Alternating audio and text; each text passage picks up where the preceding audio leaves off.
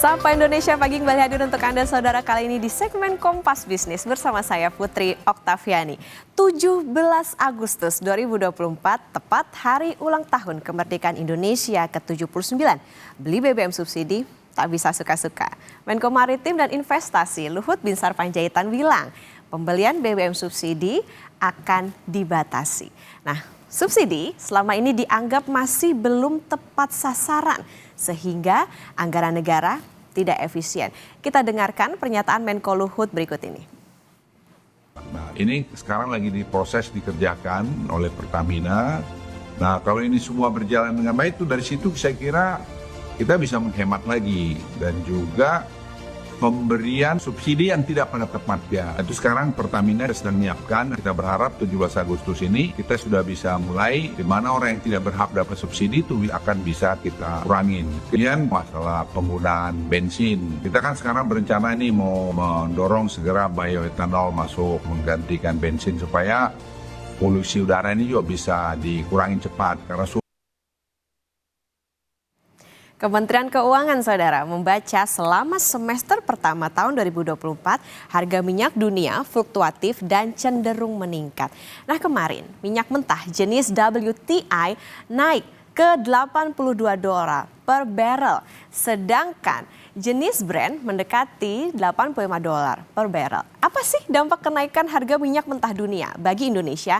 Nah, dari sisi fiskal saudara, setiap kenaikan minyak $1 per barrel, maka pendapatan negara naik 3,3 triliun rupiah. Nah, sebaliknya ya, bagi Indonesia yang masih impor, kenaikan harga minyak $1 per barrel juga berarti belanja negara atau belanja beban negara itu naiknya sampai 9,2 triliun rupiah.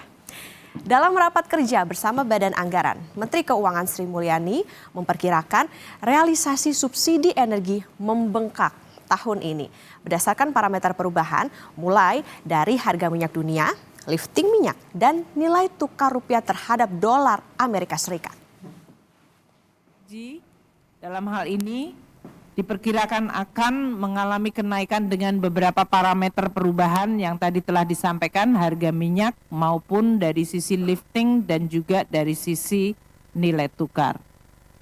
Namun sampai hari ini masyarakat masih menikmati harga subsidi yang relatif stabil meskipun terjadi perubahan parameter. Ini menyebabkan APBN memang yang harus mengemban bebannya.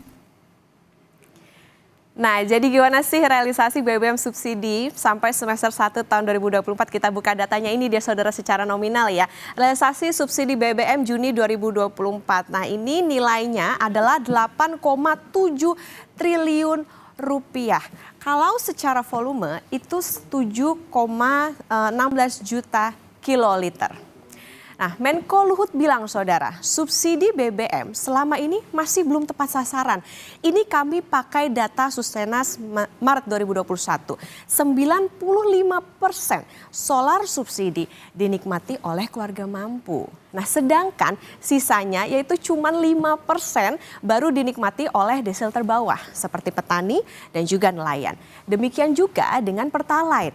80% loh, ini dinikmati oleh keluarga mampu, sedangkan hanya 20%-nya yang dinikmati oleh 4 desil terbawah. Menteri BUMN Erick Thohir bilang pemerintah berkomitmen mengurangi impor BBM dan mengutamakan penyaluran subsidi tepat sasaran.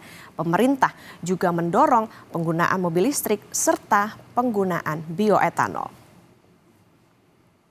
Pembatasan tidak ada, kan jumlah penduduk Indonesia makin banyak gitu. Tetapi kan segi keekonomian masing-masing penduduk Indonesia berbeda-beda gitu. Jadi tepat sasaran yang lebih diutamakan. Tapi memang kita kan memang berprinsip bahwa yang namanya import BBM ini harus dikurangi ke depan. Kita harus waspada energi. Nah, salah satu pemerintah mendorong penggunaan mobil listrik. Tetapi di situ tidak cukup, makanya didorong juga penggunaan ke depan bioetanol.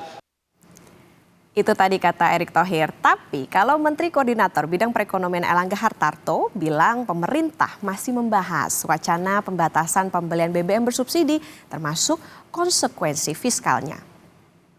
Bakal dibatasi juga. Kita akan rapatkan lagi. Belum menunggu revisi Perpres 1 ini, Pak. Ya, Jadi akan pembatasan subsidi bagaimana Pak? belum. Pak, campuran yang 5% itu kapan Pak? Ya itu dikaji lagi sama Pertamina dan kesiapan daripada Pertamina untuk tangki dan yang lain. Kalau siap baru kita luncurkan. Tunggu, kita kan harus rapat koordinasikan dulu. Pertimbangan Ya. apa saja Pak hitung-hitungannya Pak? Ya tentu ada perhitungan daripada konsekuensi fiskal juga ada.